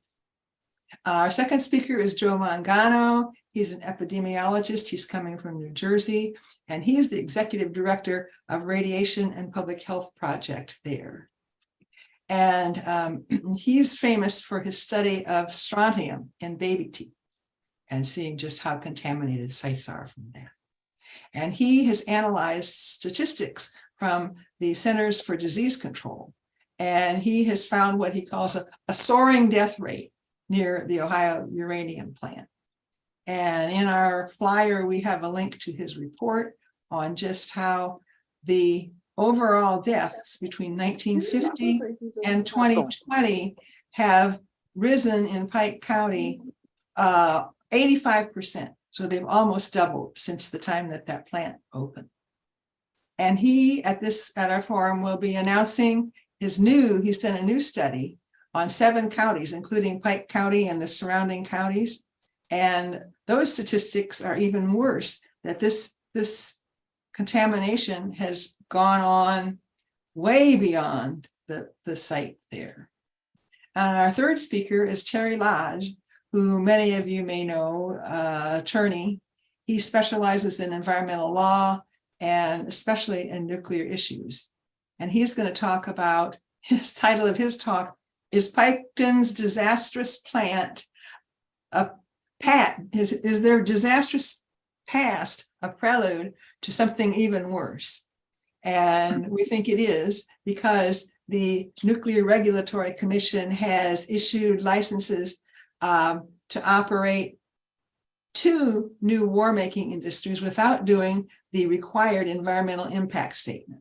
So they've done this illegally, but they've licensed a new enrichment plant using centrifuges, and they've licensed also the ability for them to take the waste from the enrichment and use it to start the process of making depleted uranium for weapons. And so both of these are really, first, the enrichment is enriching for, basically for nuclear weapons, because it can be easily enriched further from the 25% that they say they're going to have. Somewhere it can be much more easily enriched higher for nuclear weapons. And then depleted uranium, many of you on here, especially Mark, have been activists trying to oppose that. And we also know that Britain has admitted they're using depleted uranium in Ukraine. And the United States says they're not, but we suspect they are.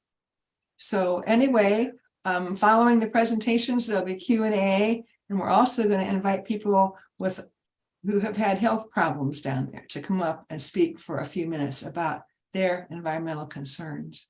And Dwayne Pullman, who's done a lot of exposure of what's going on at the Portsmouth site at WKRC in Cincinnati on their TV show, on their TV network. And he's done something like 26 episodes, 5 or 6 minutes each. And he's going to be there recording it. So anyway, I'm going to put something in the chat about how to access our flyer, and I'm happy to answer any questions that people have. Oh, and by the way, it's going to be live streamed, and people can access it later on YouTube. So, Patricia, thank you very much. I have a family responsibility I have to go to, so Stephen's going to finish us up. But thank you again for all y'all's contribution. I hope to make it down there with you. You are carpooling from Columbus, so get in touch with Pat. I'll put my email address in the chat, and if anyone is interested in carpooling from Columbus, send me an email and we'll get something together. Perfect. Thank you, Pat. And again, everybody, thank you for joining us today. And Stephen's going to take over. I do want to show you this one thing I am doing. G7 is in Japan, and I'm going to be going down to some protests. That's one of the reasons I need to get going right now. I got to catch a train to get there. So this is a panel discussion. It's all in Japanese, I know, so you're not understanding, but it is a protest that is going to be going on at Hiroshima, and strange place for it to be, but there we go. Talking about nuclear, and it'll be happening. So again, thank you, everybody. Take care. You guys, we'll see you in June. Suzanne's on, so she may talk about some ideas of doing some in-person Zooms in the or salons in the future, but we're still talking about that. So everybody be safe, take care, and look for Suzanne's report back out of what happened at the salon in May 13th, 2023. Thanks again, everybody. Take care. Peace for me. Thank you, Mark. And keep the conversation going. Thanks, Steve. Pat? I put oh, you got the link in there again. Okay, very good. Yeah, you know, they were importing nuclear material from Russia to be processed at Piketon. That was part of the disarmament agreement, I guess. And they're finding that it was contaminated with plutonium and other things that they didn't expect, which plutonium is just very, very dangerous, a lot more than some of the other isotopes. And I saw that the NRC had a contract still with Russia to sell them fissile or just material, I guess, for their new plants there.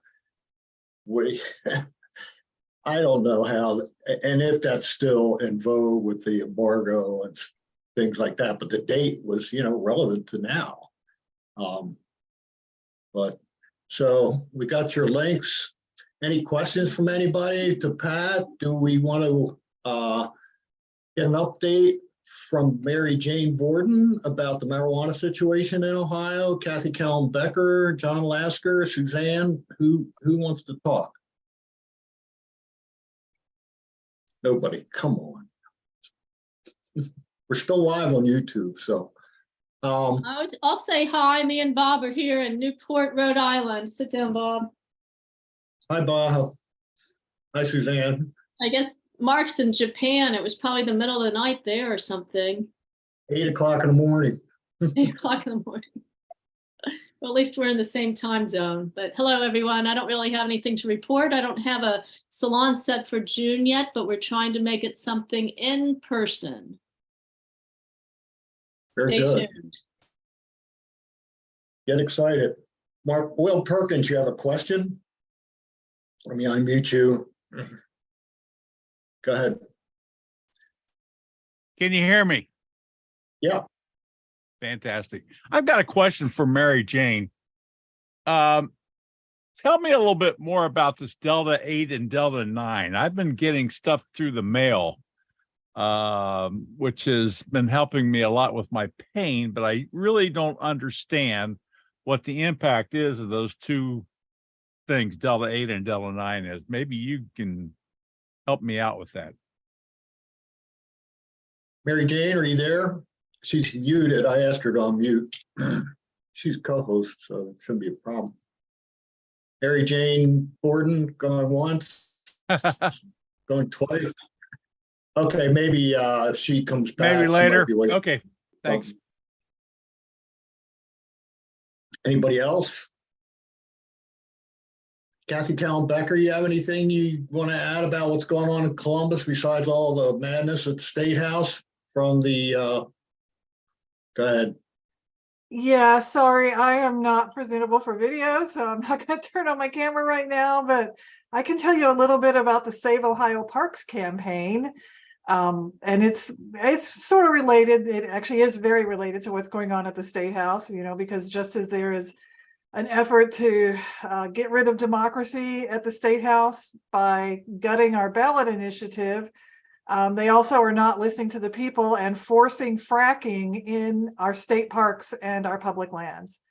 And this started with HB 507, which was passed through unconstitutional measures in the lame duck session back in last December. And that, was just a bunch of, it was originally a poultry sales bill, and the legislature put a bunch of oil and gas provisions in that bill. One of them being declaring gas as green, and the other compelling fracking in public lands, and they're especially interested in our state parks. There's lots of other kinds of public land as well, though. And so that was just pushed through the legislature with hardly any hearings, and DeWine signed it in January. It went into effect in April, and rulemaking is happening now. It's almost done around that. The rules are very light, shall we say. There's hardly anything in them. But basically, I'm sorry? Have they considered the workers at all in this situation? Because we know a lot of the truck drivers that were hauling the wastewater were exposed to radiation. I mean, they're totally ignoring the whole radiation thing. I didn't mean to. Oh, no, that's okay. They totally are like that. I mean, so there is an entity out of ODNR, the Ohio Department of Natural Resources, called the Oil and Gas Land Management Commission. And that's like the siting board. So starting in late May, that board, it's 4 people, and 2 of them are attorneys for the oil and gas industry. And they will begin hearing what's called lease nominations. So if an oil company wants to frack a certain state park or around a state park, they're saying they're not going to go in the state parks. We don't believe them. But if they want to frack around it, then they nominate a lease and then have, the frack horizontal drill go under the state park. That's what they're saying they want. So they nominate that parcel for fracking, and it goes before this commission. And so that process is going to begin in like early June, very late May or early June. And so we have a campaign that we've kicked off to try to deal with this. We've got about, gosh, around 20 or 30 people who are like really involved, like serving on committees. We're putting together a social media team. We're forming a website.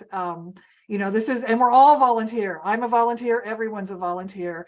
The people who started this were really Lorraine McCosker and Roxanne Groff, who are out of Athens County. I know some people here know them. They're incredible activists, and I'm lucky to have gotten involved with them because they're so knowledgeable. But yes, this commission, so they've had a couple of meetings where we were able to give public testimony, and we generated, through working with other organizations and putting the word out, we generated 673 written comments and 14 testimonies in the first hearing, and 575 written comments and 16 in-person testimonies in the second hearing, asking for more public involvement, asking for, you know, to clarify these rules around surface use, because they're saying this commission is, so surface use is if they want to actually put a frac rig in a park, which we, or a pipeline, or draw the water, or cut down the trees. And we are sure that's going to happen, but it doesn't go before this commission. They can get approved for this parcel of land they want. And then after all that's done, and that's the only public eyes on it, then they can go behind the scenes and go straight to whichever agency manages that land and say, oh, I want to work out a separate agreement with you to get these, quote, surface impacts. And we're asking them to just make the oil companies disclose up front about these surface impacts. And you're right, like basic things, a lot of our people who testified talked about the health impacts, the environmental impacts, the climate impacts. You know, methane is 86 times more potent as a greenhouse gas than carbon dioxide. And it's the only near-term way to cut carbon emissions in half, which is what science says we need to do. We have to lower methane from oil and gas operations, which is now the #1 source, like more than, they'll tell you that cows are the #1 source. That's not true. It's oil and gas. And so this commission, the words health, the words climate, the words radio, several people have pointed out the radioactivity. Those words have not crossed any of their lips during any of this. Like, it has been brought up to them in testimony and they have just ignored it. So, you know, I guess our theory of change, if you will, this came up back under the Kasich administration in about 2014 or so. Plans came to light. The state wanted to frack the parks, and there was a huge public uproar, and Kasich backtracked, and it didn't happen. So there was a law passed then that had set up this commission, and Kasich just didn't name anyone to it. The commission didn't do anything, and it got started again because of this unconstitutional HB 507 that was done in the last lame duck session. So we're just hoping to raise even a bigger public stink, you know, and we may be fighting this parcel by parcel as these come in, and we hope to at least ward off some of the most egregious of these projects. So, for example, an oil company called Encino, which is formerly Chesapeake, which has all kinds of violations in Ohio, owes a ton of money in fines and things. And I think their CEO like committed suicide by running his car into a wall at one. I'm still learning some of the ins and outs, but anyway, Encino offered the state, this came to light through a public records request. They offered the state $2 billion to put 15 frac rigs around Salt Fork State Park, which is in eastern Ohio, right in the shale play. And at the time, ODNR said, no, we're not going to allow this. You know, we're not doing anything until we have these rules in place. So these rules are going to be in place by, we think, May 28th.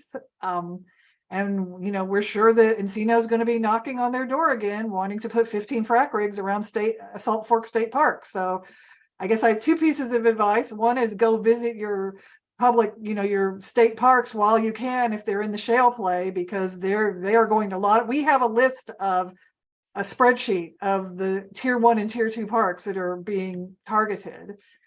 So go visit them while you can. And so we are working on a website, social media, and action network. And we're going to be pushing all that stuff out as soon as we have it. We're all volunteers.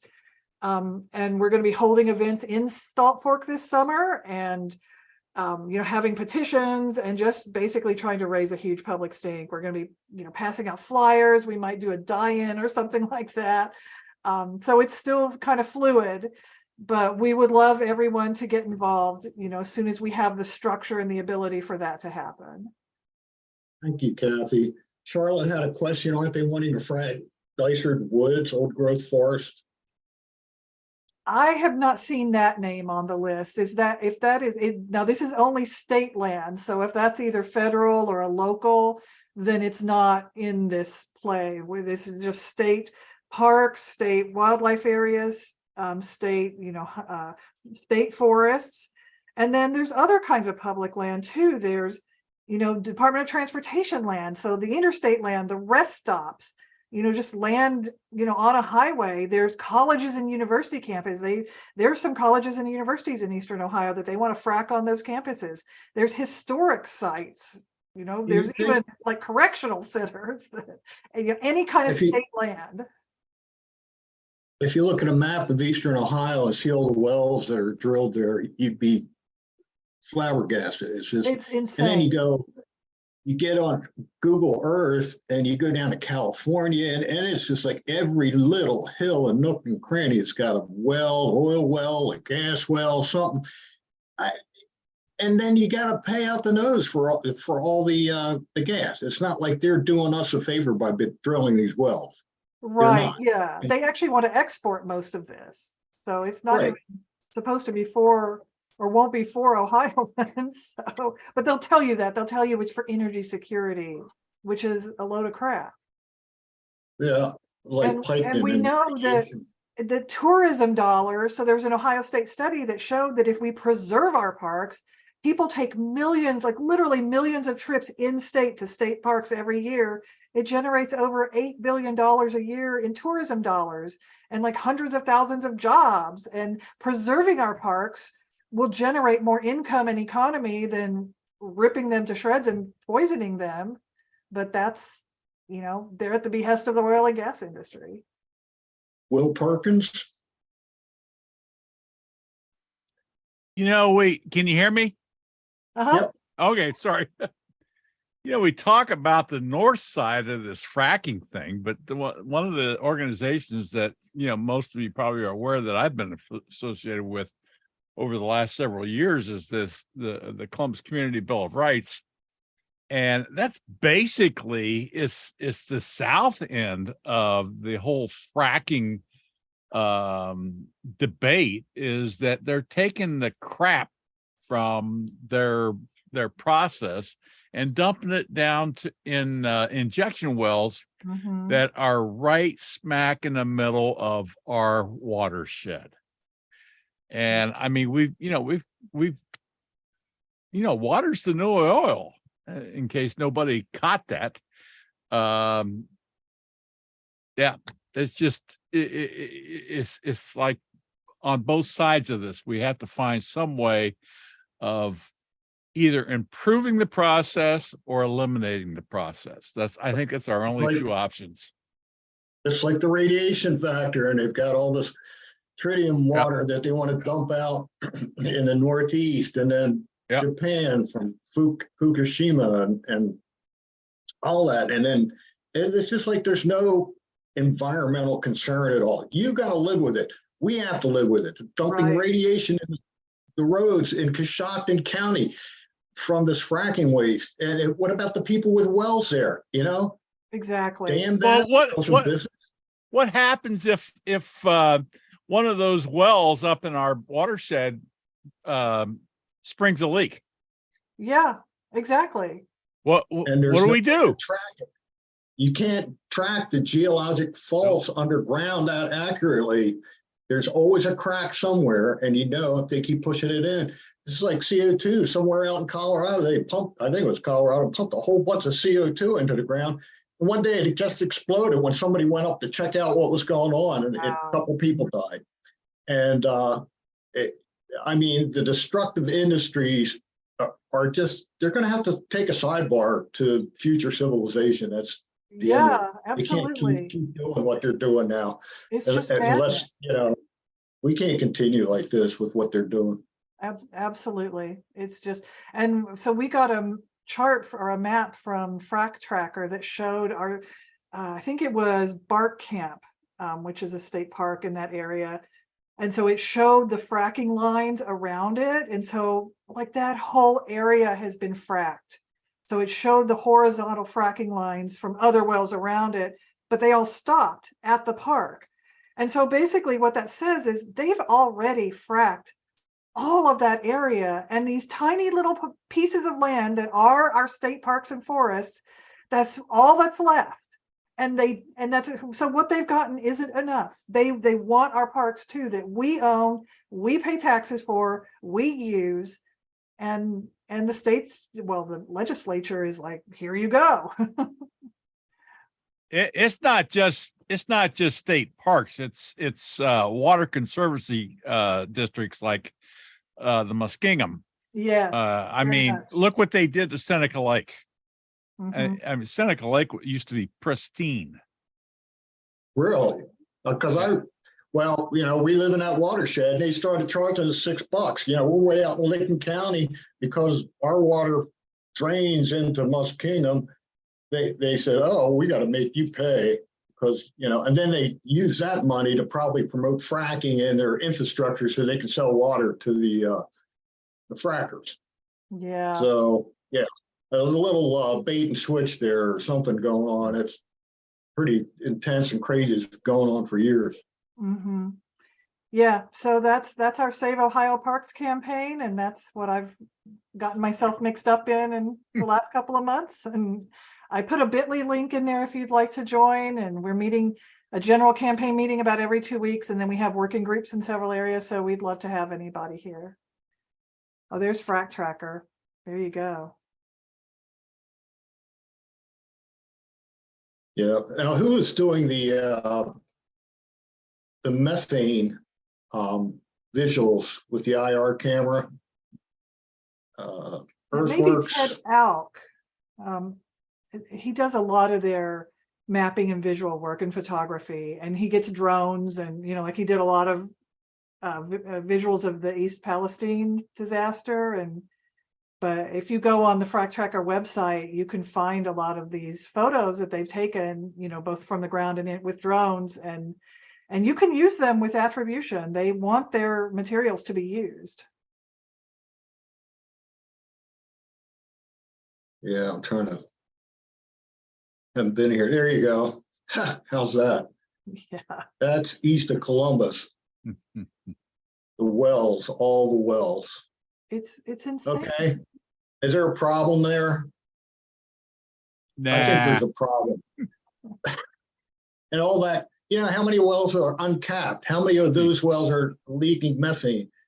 You can get into the satellite data. There's satellites that actually can check for all that. And you see it. I see them every once in a while, but I don't get into them too often.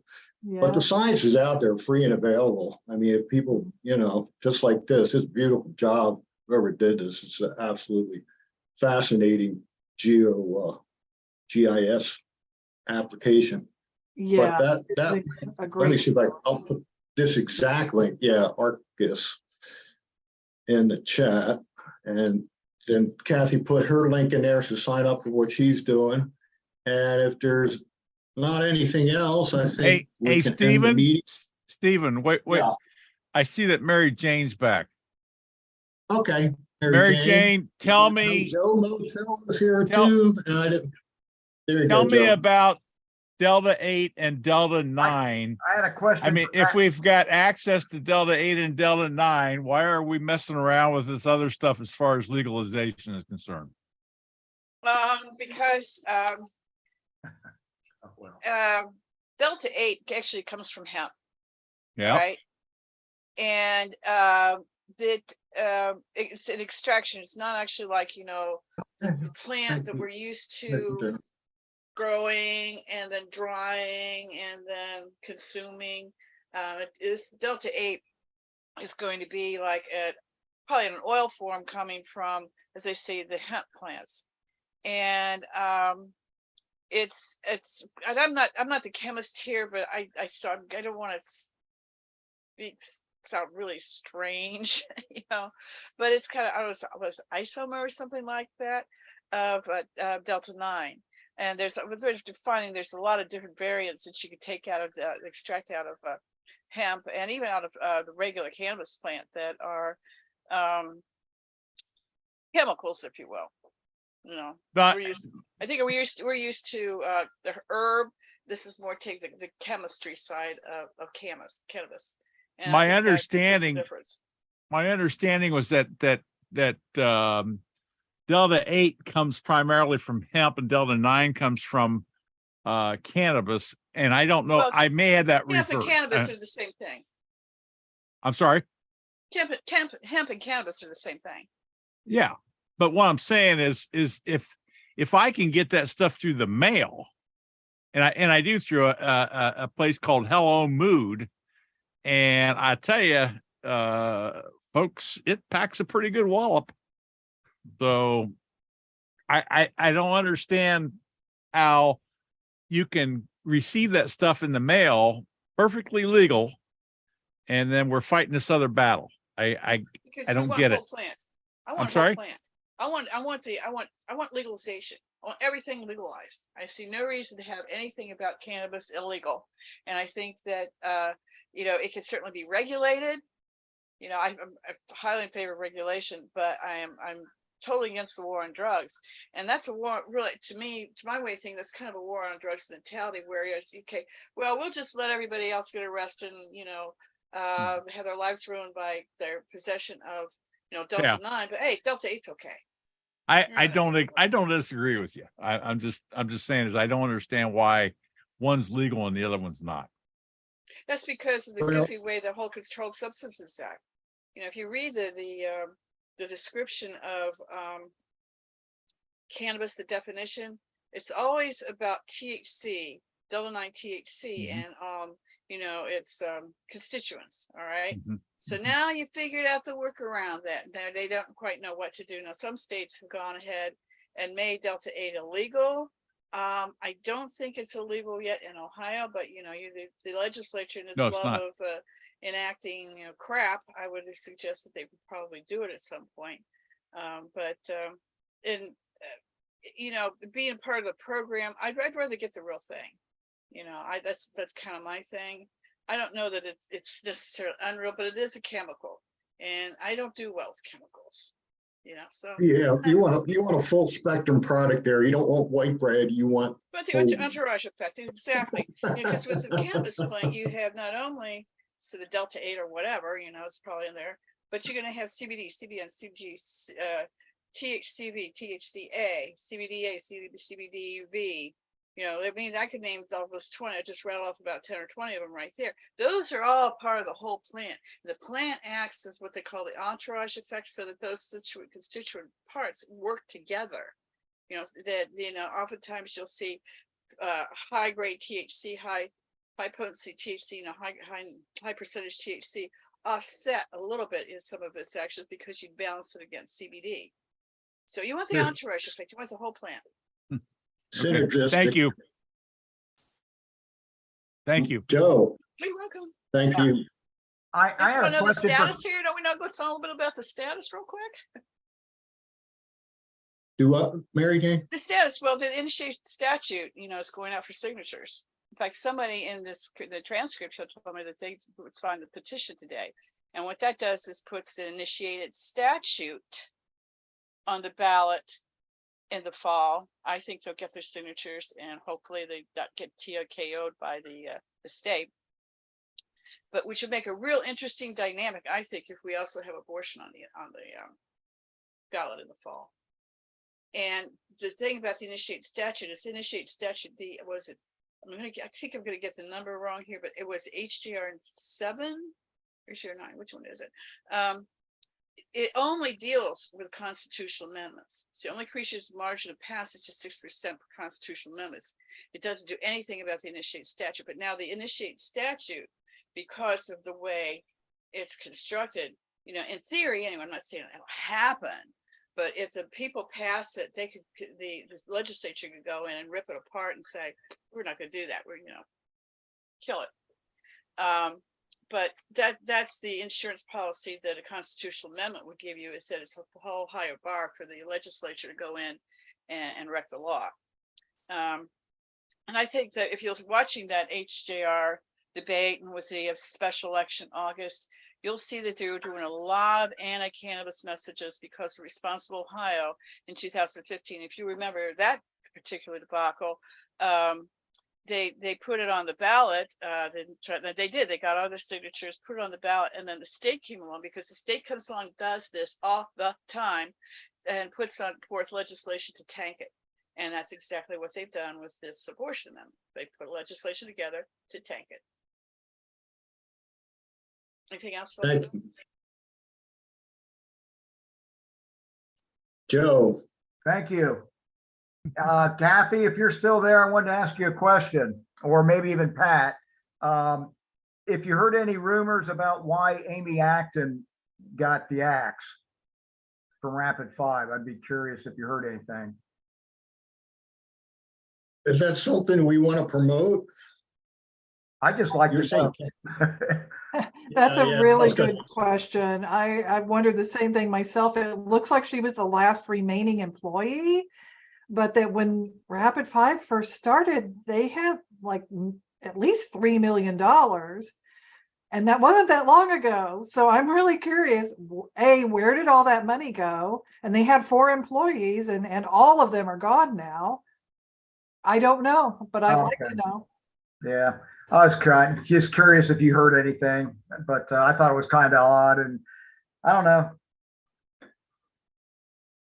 I'm glad she did, be honest with you. I thought she, and you probably heard me say it, but I think she was just put there to be like a smiley face that people liked, and to try to just detract negativity from what Rapid 5 is really all about. Yeah, well, the story that's that my the Free Press did, showing they wanted to build gondolas in, Darby Creek Park, like that. That got a negative reaction, and well, maybe when people saw what this is, Yeah, I don't know. I'd like to know though. I saw somebody. Yeah, I saw someone from Flow today while I was out at the Clintonville market, and and they agreed. I mean, it's all about it's about making money on the environment.